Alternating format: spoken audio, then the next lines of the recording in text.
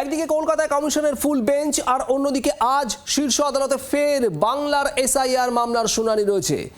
প্রধান বিচারপতি সূর্যকান্তের নেতৃত্বাধীন বেঞ্চ, সেই বেঞ্চেই এই শুনানি হবে। ইতিমধ্যেই ভোটার তালিকা, প্রাথমিক ভোটার তালিকার চূড়ান্ত তালিকা প্রকাশ করেছে কমিশন এবং তালিকায় বিবেচনাধীনের আওতায় রয়েছে 52.5 লক্ষের নাম। এখনো পর্যন্ত সাপ্লিমেন্টারি তালিকা প্রকাশ করেনি কমিশন। ভোট সম্পন্ন করার নির্ধারিত সময়সীমা নিয়ে নতুন কোনো প্রস্তাব কি দেওয়া হবে? প্রধান বিচারপতির নেতৃত্বাধীন বেঞ্চে আজ আবারও এই রাজ্যের এসআইআর মামলার শুনানি রয়েছে। প্রধান বিচারপতি সূর্যকান্তের নেতৃত্বাধীন বেঞ্চে শুনানি হবে। সেখানে আজ কি হয় তার কারণ, একদিকে কলকাতায় রয়েছে কমিশনের ফুল বেঞ্চ, অন্যদিকে এসআইআর নিয়ে প্রতিবাদের সুর আরও তীব্র করেছেন মমতা বন্দ্যোপাধ্যায়, অভিষেক বন্দ্যোপাধ্যায়রা। ধর্না চলছে তাদের, মমতা বন্দ্যোপাধ্যায় ধর্নায় রয়েছেন এবং আর সুপ্রিম কোর্টে তারই মধ্যে আজ এই এসআইআর মামলার শুনানি। চূড়ান্ত তালিকা প্রকাশ করা হয়েছে এসআইআর এর পর, সাপ্লিমেন্টারি তালিকা প্রকাশ হবে একাধিক জায়গায়। সেই সাপ্লিমেন্টারি তালিকা এখনো পর্যন্ত প্রকাশ হয়নি। এই মুহূর্তে এখনো বিবেচনাধীন তালিকায় রয়েছে প্রায় 52.5 লক্ষের নাম।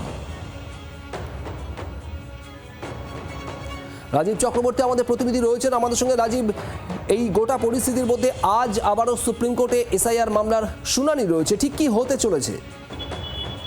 দেখো, এসআইআর মামলার শুনানি সুপ্রিম কোর্টে এর আগে থেকেই চলছে এবং আজকে আবারও সেই মামলার শুনানি। এবং এই মামলা প্রধান বিচারপতি সূর্যকান্ত, বিচারপতি জয়মাল্য বাগচি এবং বিচারপতি বিপুল এম পাঞ্চলির বেঞ্চে হবে। এবং এই শুনানিতে যে বিষয়গুলি উঠে আসবে তার কারণ আমরা এর আগের সুপ্রিম কোর্টের নির্দেশে দেখেছি যে বিচার বিভাগীয় আধিকারিক নিয়োগ করা হয়েছে। এসআইআর প্রক্রিয়ার যে থমকে থাকা কাজ, অর্থাৎ যে আন্ডার অ্যাডজুডিকেশন যে লিস্ট, সেই লিস্টে অর্থাৎ যাদের তালিকায় রাখা হয়েছে, যে লম্বা তালিকা 7 লক্ষ মানুষের নাম রয়েছে, তারা ভোটার নাকি ভোটার নন, বৈধ ভোটার নাকি অবৈধ ভোটার, এই বিষয়গুলি চূড়ান্ত করবার দায়িত্ব রয়েছে বিচার বিভাগীয় আধিকারিকদের। সেই বিষয়টি কিন্তু কতটা কাজ এগিয়েছে তার কারণ নির্বাচন আসন্ন, সময় ঘোষণা করতে হবে, 7 মের আগে নির্বাচন প্রক্রিয়া শেষ করতে হবে। এক্ষেত্রে রাজ্য সরকারের তরফ থেকে এবং বিভিন্ন যারা ভোটার তালিকায় নাম বাদ করছে তাদের তরফ থেকে বারবার সুপ্রিম কোর্টে আসা হয়েছে। এবং গতকালও মেনকা গুরুস্বামী, যিনি তৃণমূল কংগ্রেসের রাজ্যসভার পদপ্রার্থী, তিনিও একটি আবেদন করেছিলেন এবং সেক্ষেত্রে তার অভিযোগ যে নির্বাচন কমিশনের তরফ থেকে যে নথিগুলি গ্রহণ করার কথা বলা হয়েছে সেগুলি গ্রহণ করা হচ্ছে না।